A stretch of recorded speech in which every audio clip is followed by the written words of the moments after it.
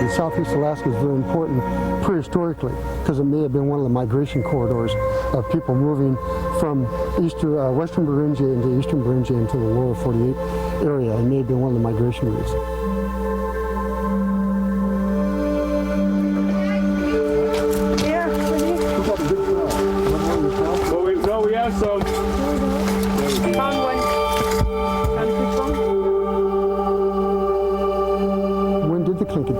That's an important question. Have they been here 500 years, 5,000 years? You know, right now it looks like they may have been here within the last 1,500 years. Well, this is my first stone tool I've found, so I've found a lot of bone and all that, but I've always been waiting to find my first stone tool, so here it is. What you do with archaeology is you're reconstructing human behavior and through the activities that are left by humankind as they pass through time. Davis needed help to study this 800-year-old Tlingit food gathering site, so he asked officials at Mount Edgecumbe High School if they would be interested. They were. In fact, it was just the kind of project the school was looking for. They wanted real-life work opportunities for their students that combine different class subjects. Now you don't have to have it from it. What we've discovered is for education to be effective, they have to have a purpose. It can't be an exercise for exercise's sake. This is a real-life opportunity for them. This is work for them. If they know they have a purpose, then they will invest their best efforts in it. And that's how it's sometimes different from the classroom, where you will do an exercise to learn a skill, and that's where the exercise stops. There's no purpose, there's no value for the student personally, so they don't invest their best. And that's what we think is one of the problems with education today, is purpose. Archaeological fieldwork is often done by students, and so is lab work. But what makes this effort unusual and perhaps unique in the country is the students are doing all phases of the project. The students are going to help with the excavation, as they're doing now, learn the techniques of archaeology, learn all the measuring devices, all the math that goes with it, all those kind of things. And then we will take all this material that we gather here, all the artifacts, all the drawings, we'll take column samples out of the archaeological site for processing in a laboratory, and then they'll go back, and for the rest of the semester, their science class, their social science class, their English class, their computer class, and their video class will then be devoted to doing the analysis of all the work that we did here and coming up with a paper. In the field and later in the classroom, the students are working with the supervision of their teachers and Forest Service archaeologists. Okay, what we're doing is we're working in a database, okay? It's called, the program that we're using is called DBase 3, and I think you guys have all worked in databases before, so you know that everything on the screen is a field, and it's all information about each artifact. So for every artifact, we're entering one record into the computer. The site for this archaeological dig is at Stargavin, outside of Sitka. Today, this is a recreational area. Tlingit residents in the last 1,000 years used it differently. This looks like that it's a series of seasonal camps. That is, people came in, either in late winter, early spring, into summer, and utilized the area to get resources such as shell with the shellfish, or hunt deer, or later on in the fall when the salmon runs began, that they then would capture salmon. And then they did their food processing here. I found lots of shell, obviously, and a lot of fish bone and small animal bones from rats or squirrels or rodents, anything. And then I found an abrader, what they used to use to sharpen their tools. I found a couple of those, and I found about 4 pieces of worked down bone, which we're not sure what it's been used for yet, but it has the marks in it. And another student found a rounded rock that appeared like it might have been used for pounding, maybe to open clams or other shellfish. It fits in the hand real comfortably. And on one edge, it's really hard to see, but there's some indentations. It means that it might have been used for hitting something.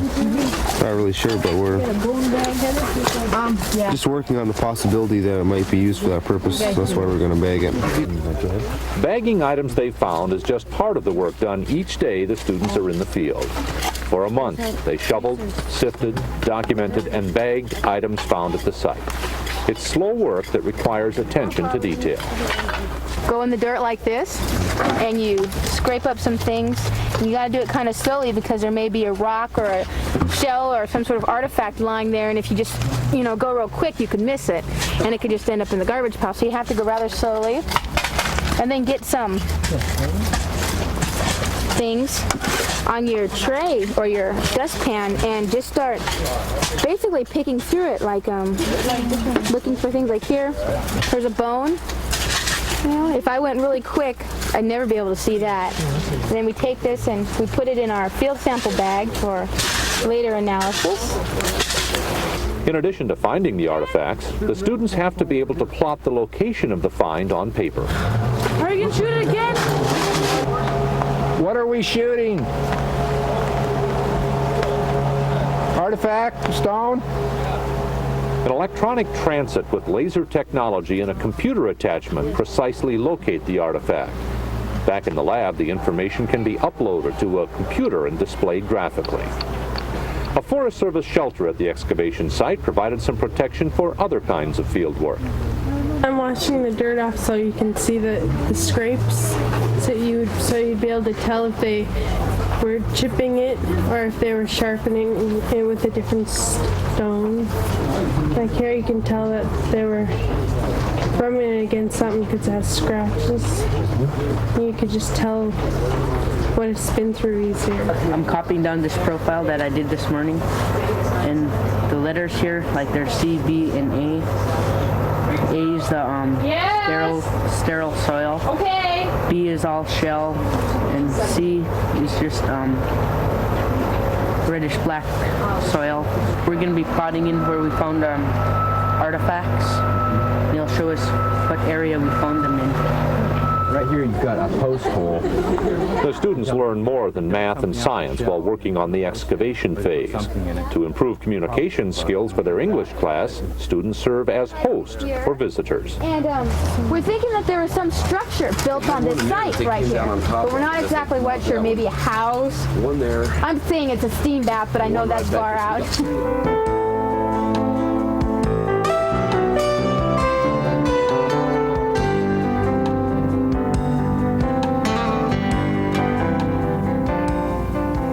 After completing the fieldwork, the students return to Mount Edgecumbe to begin the next phase of the project, analyzing results, drawing conclusions, and preparing the final report.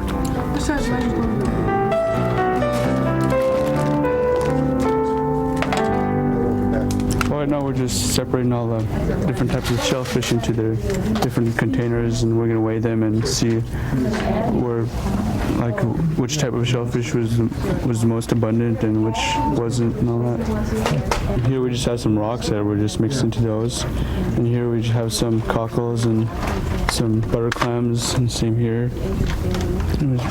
Pacific little necks and some chitons. We have tried to structure the day so that they see it as they're at work, and they're to come on time, and they are to come to the lab and do all the tasks, first organize the tasks, and then do all the tasks that need to be done to accomplish the goal of a publication, an oral presentation, a videotape, a still photography compilation. Once you dig up something from the ground, you need some kind of proof to show it, or you can always have reference to look back at it. If this is your quote, the end product of this whole process is a written publication, the audience for which is the scientific community, the educational community, and the general public. We're struggling right now with how to do all of that. Right now I'm working on a letter that we'll be sending out to the big businesses of Alaska, because we have this goal about going to this archaeological conference in Fairbanks, I believe. And so this letter would be asking them for help. The students also wanted to apply their computer skills and produce a hypercard, which they think is much more interesting to look at and a much more interesting way to present the material. So that is another product. It's an electronic database that you can maneuver. You can look at any parts you want. You can skip parts. You can. It's hard to explain, but it's really neat and it's interactive. This would be like your index where you go in and you see what it's all about, and you can pick what part of it you want to read. And this one, let's take roots. And you can go into a general description, like this is something that the second graders can read and say, oh wow, that's neat. And then from here you go on to a higher level, you take a picture. So we have these different components, and they're applying their writing skills, for which they're getting their English credit, their research skills, for which they're getting their social studies credit, their scientific and math skills in the analysis, for which they're getting their science and math credit. What I'm doing is taking all the data that we put on these sheets here and making sure they're in the computer.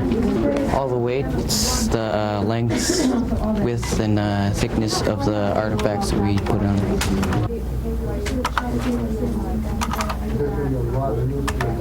I think when it's all done, the students will say, this was tremendous. They're saying it now, that they're getting to do hands-on. It is in the field. It is working with professionals outside of education. They see us all the time. They needed exposure to other people doing other things. It has given them a taste of the world of work. They have rubbed elbows with adults and had to interact in that level. So beyond their credits, beyond learning their writing and their reading and the research and the computer skills and the science skills, they have learned communication skills. They have learned interpersonal relationships in terms of working closely with people under sometimes some very trying circumstances, especially given the weather that we had during the dig portion. I found students saying over and over again, I realized the value of what I was learning because I could see where I could apply it, or I could see how other people apply it, and that was important. It's like I'm wondering who made this, and like my imagination is going wild, and like some person that like 400 or 500 years ago actually was fixing this, and it kind of gives me a weird feeling, like makes me wonder about like history and all that.